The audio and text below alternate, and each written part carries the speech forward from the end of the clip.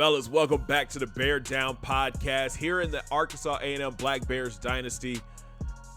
We're riding a 6-game win streak right now, man. Sitting at 7-2, number 15 in the nation, coming off a big win against Texas A&M last week. The battle of the A&Ms. The defense looked real good this week. James Ryan finally stepped up, had another big game for us. But he's got to be the guy that sets the tone moving forward. We've got 3 games left in the regular season. If we win these out, we will be in the Big 12 championship, and then we're already bowl eligible. So the season's starting to come together. Those 2 losses were tough, but this team rallied, and we're riding a 6-game win streak. So let's take a look back. We go back a couple weeks when we took on Arkansas State. And it got ugly in the fourth quarter. We finally were able to put them away. They hung with us for most of the game. We were tied up at the end of 3, and then we exploded in the fourth quarter for 21 points. This is the game where Larry Johnson had to come in for Todd Robertson. And Larry's doing a great job as the backup. 16 of 24, 182, and a touchdown through the air. But it was his legs. 10 carries, 57 yards, 2 touchdowns. But let's talk about Corey Gonzalez. This man has been playing out of his mind this season.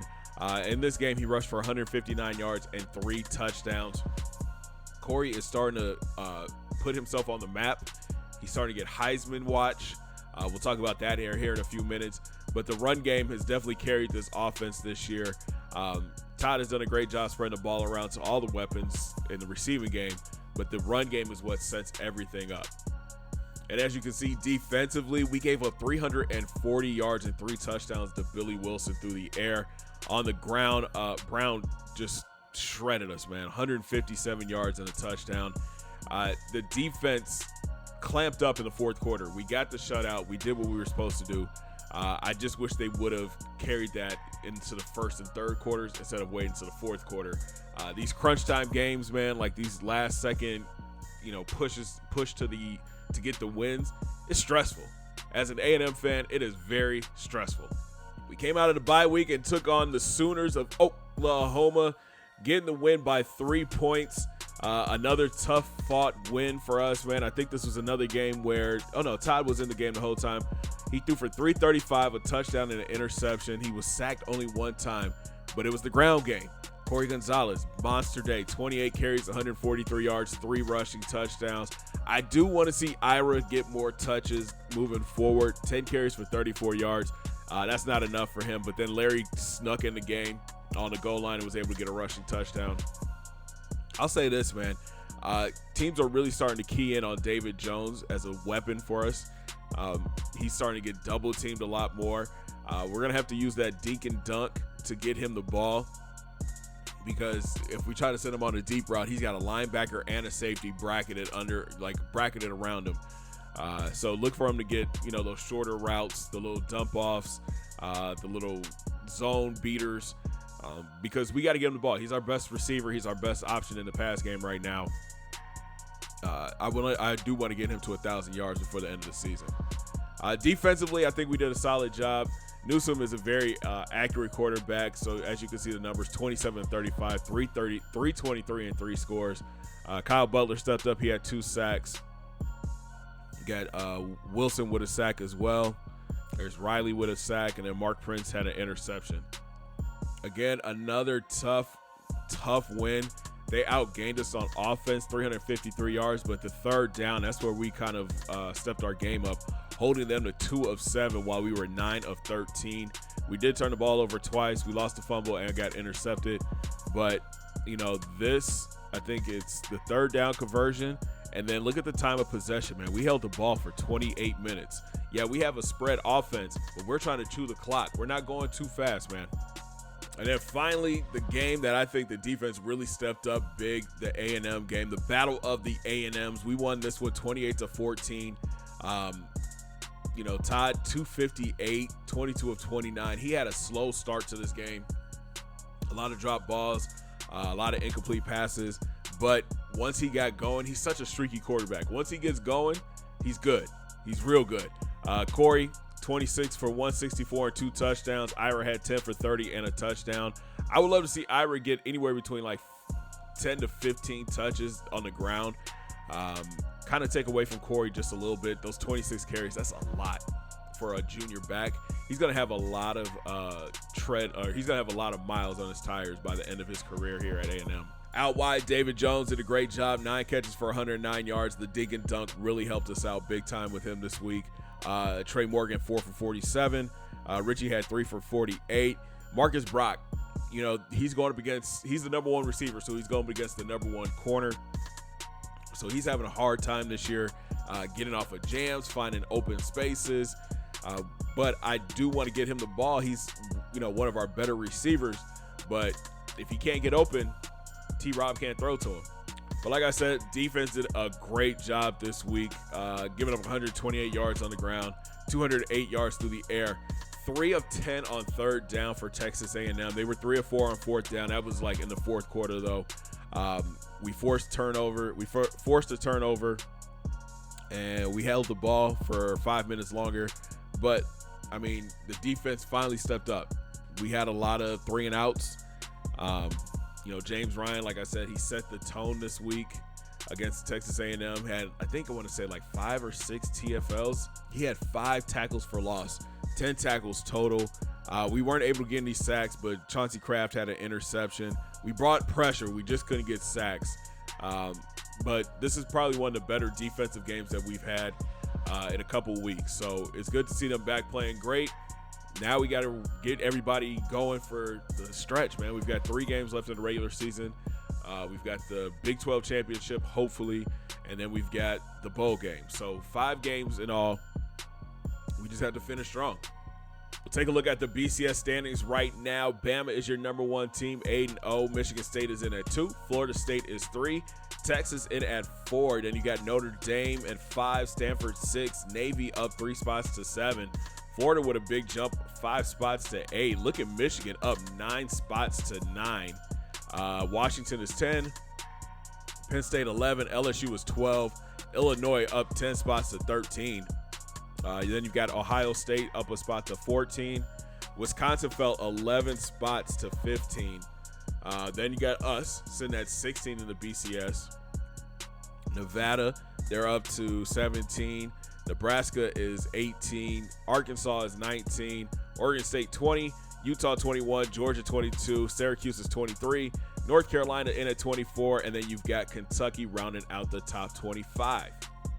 Now, I saw a comment in the last couple videos that Corey Gonzalez should start getting some Heisman watch, or he should get some 3-2. Now, I saw a comment a couple of videos ago that said Corey Gonzalez is playing like a beast. He should be on the Heisman watch list. Good call. He is having a monster year for us as a junior. 1,363 yards, averaging 6.3 yards a carry, 151 yards per game, 19 rushing touchdowns. The only problem is, man, and I don't know how to change this, his longest rush this year is 21 yards. There's been a couple times where he should have had long runs for touchdowns. I know he's got one coming. I can feel it. I know he's going to break for a long run at some point this season. And when he does, we're going to go crazy in the comments, all right? And look, this even shows it. He only has 1 rush over 20 yards this year. We've got to change that. I know he's a power back for us. I know he's our workhorse, but he still has speed. He can still break out and get long runs. So hopefully that's coming in the next couple of weeks. But as of right now, he sits 3rd on the watch list. Eric Oliver from Notre Dame. Look at the game against LSU. 35 carries for 224 yards and 3 scores. This quarterback from Texas, Sean Harper, this dude's a baller, bro. This dude is crazy. And we're probably going to have to play them in the Big 12 championship. 2,647 yards, 33 touchdowns with 3 interceptions on the year. And then on the ground, 631 yards rushing and 4 touchdowns. I believe he's a 94 overall. Yep. He doesn't have like crazy throw accuracy, throw power or anything, but he just does everything. He's got great speed. You know what I mean? Like, he is a great weapon. And at 5'11", 195, he's kind of like the Johnny Manziel for the Longhorns.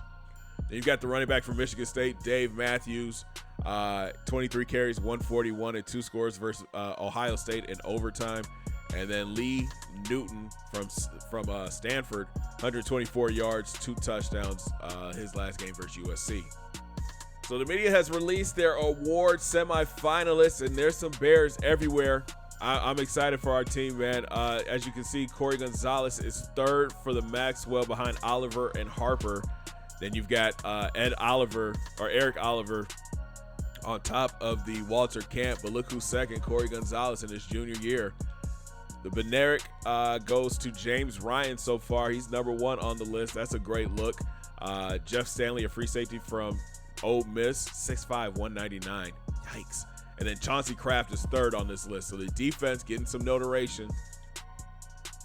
On the Nagurski, you got James Ryan 5th, and Kyle Butler is 8th. Nobody on the O'Brien. The Doak Walker, Oliver is in first right now. But don't sleep on Corey Gonzalez. He could finish the year strong and overtake Oliver at number 1.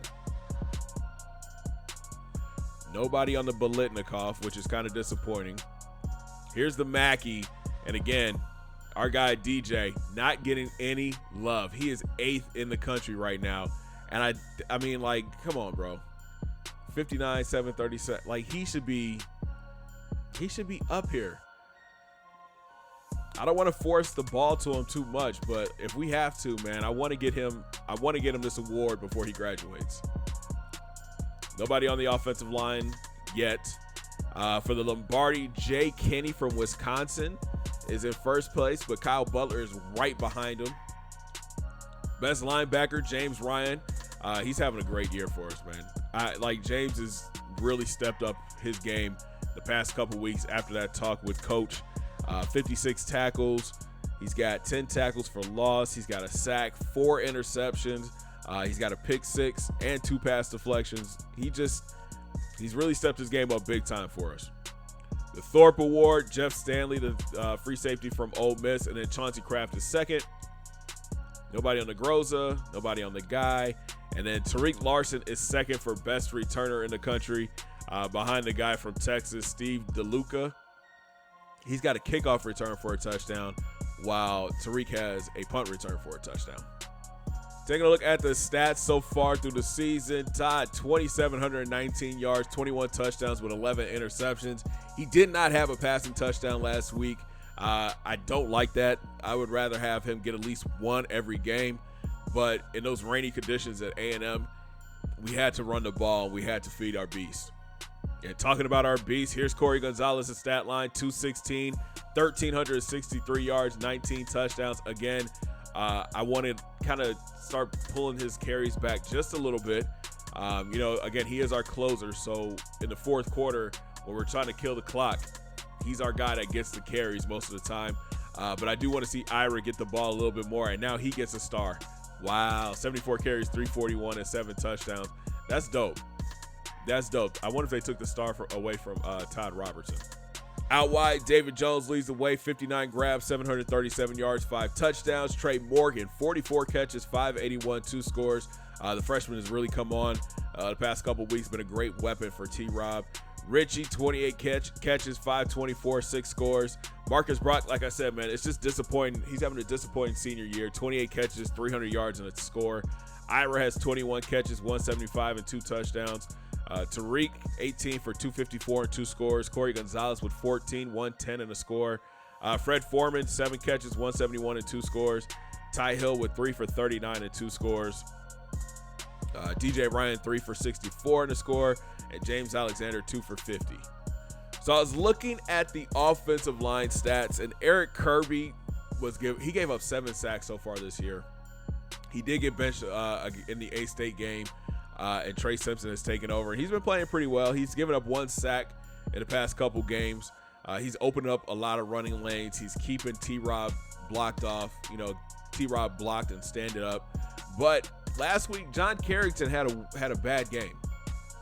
And that's rare for him, man. I think he gave up 2 sacks last week, which is kind of disappointing. And Vince Smith had a disappointing week last week too. Offensive line's got to step up. The Big 12 has a lot of good defensive linemen, and these boys can pass rush. They can rush. They can run, defend. So I need you guys to step up as we wrap up this season. Defensively, James Ryan leads the team with 56 tackles. Kraft is second with 36. Kyle Butler has 31 tackles on the year. Mark Lawson has 26. He's starting to get woven back into the defense. We did bench him, what was that, a couple weeks ago for Jason Harris. But, Mark has really stepped up his game in practice. Coaches are really excited for what he's been doing. I think he might take over Mike Davis's spot. I'm going to be real with you. Mike got burnt a lot, especially in that A-State and Oklahoma game. He got torched. He did have a better game against Texas A&M, but, when we're playing like the Texas and the bigger names in the Big 12, we've got to be able to defend the pass, and Mike was not doing that at all. He's got 25 tackles on the year. Mark Prince has 23. Sean Brown with 20. Sean Brown with 22. Tyson Kidd has 20. There's the freshman Jason Harris with 17. And Nate Johnson has 17. Sack department, Kyle Butler leads the way with 7. Corey Mark has 3. Bo Reynolds with 2. So does James Riley. Then we got Steven Wilson, Brian Charles, and James Ryan each with 1. Interception-wise, you've got James Ryan with 4. Mark Prince has 3. So does Chauncey Kraft. Davis, Brown, and Lawson each have 1. Yeah, see, Mike Davis is getting hand on balls, but he's not picking them off. He's got 5 deflections. Mark Lawson has 4. Prince has 3. So does Kraft and Jason Harris. We forced 4 fumbles so far this year and have only 1 defensive touchdown still.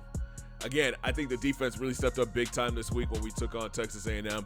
They've got to play like that for the rest of the year. They have to play like that. James Ryan has to be our tone setter. Again, he came out 5 TFLs last week, 10 tackles in all. That gets the team going. I do want Kyle Butler to get more sacks, so look for him to pass rush a little bit more.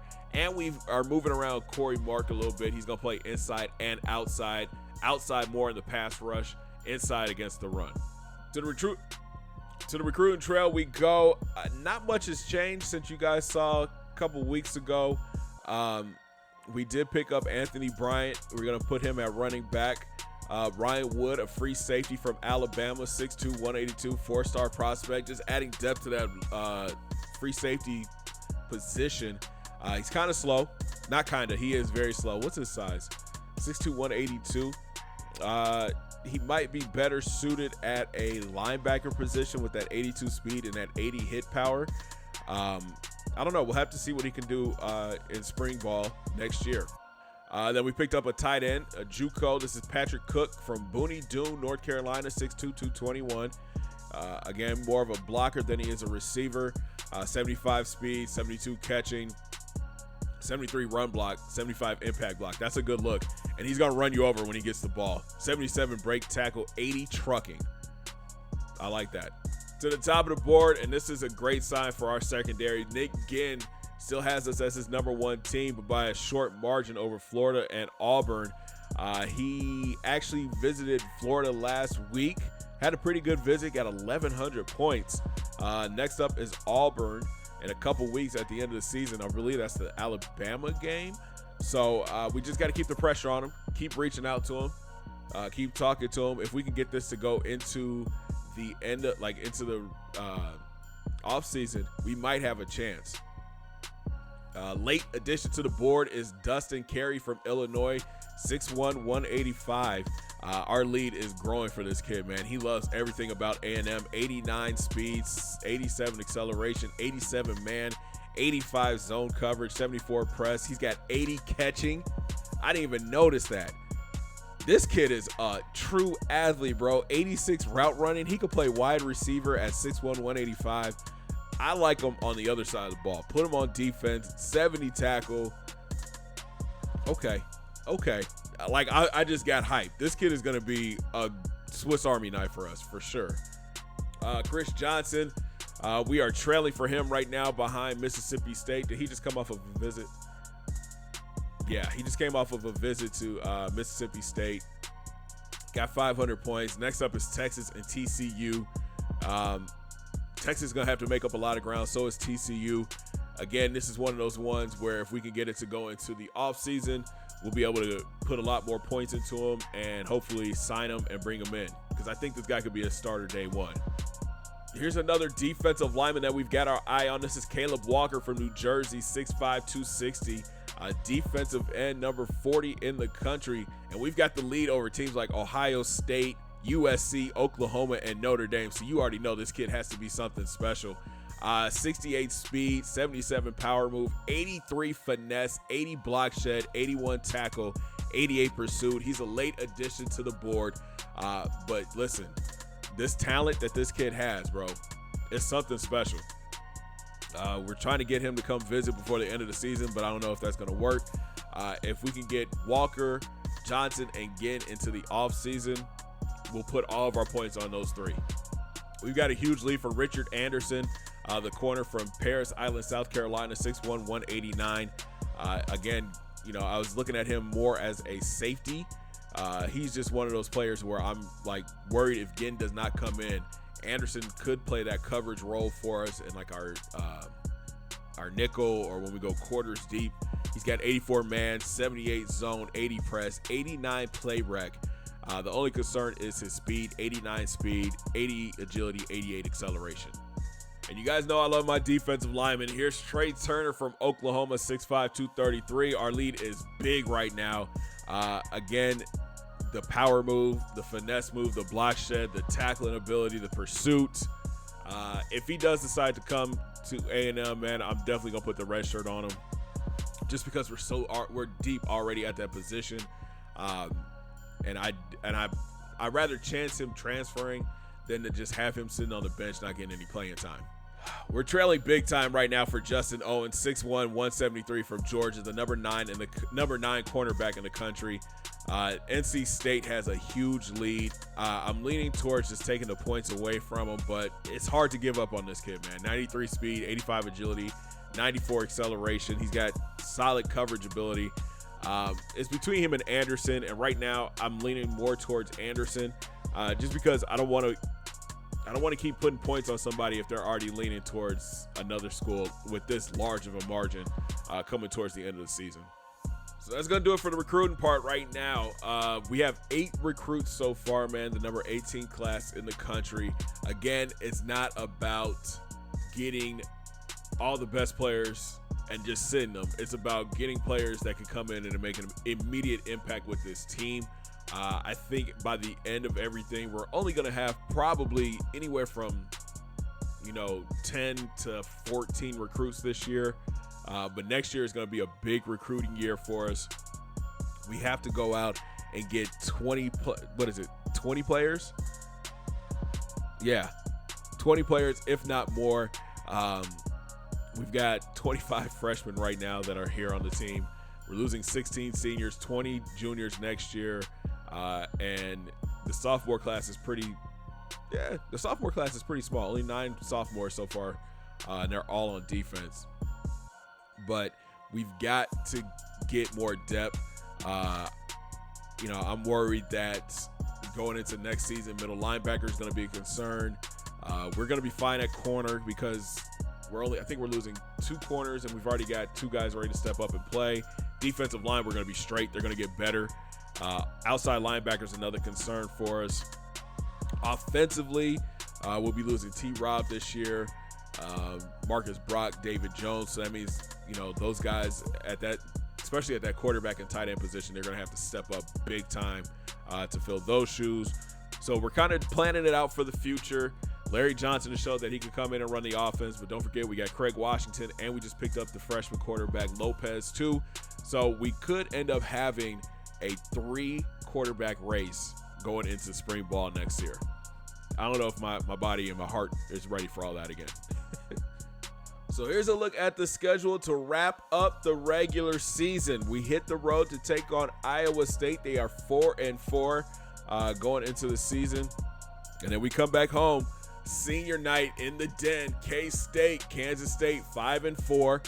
And then we go out and finish the regular season on the road at Kansas. They're going to be 4-5 as of right now. Not the strongest end of the season for us. Our best bet is to finish 3-0, finished undefeated in the Big 12 North. Get ready for the Big 12 championship. I think it's Texas that's in the lead right now. Yeah, Texas has this thing pretty much locked up. Baylor has 2 losses in the division or in the conference already. Texas looking to run the table. If we can get that win over Texas in the Big 12 championship, we are going to be in line for a huge bowl game. We kind of locked up the Big 12 North already. Arkansas has 3 losses. If they lose one more game, we're automatic champions of the Big 12 North. And then we already kind of signed our check going into the Big 12 championship. Who gives up? We haven't given up the most points. Cool. So it kind of an easier road for us to get there. But you know our Bears, the cardiac Bears, as you guys like to call them, down in the comment section. We've got Iowa State up next, putting our 6-game winning streak on the line. It should be a fun one, guys. If you enjoyed this video, make sure you smash that thumbs up button. Subscribe if you're brand new. Don't forget to ring that bell, join the Noti Squad, and make sure you guys hit those links down in my description. Follow your boy on Facebook, Twitter, and IG, and come through and join the Discord fan for exclusive content. And we'll talk from Iowa State when we take on the Cyclones. Have a great day, guys. 2 fingers in the air. Peace.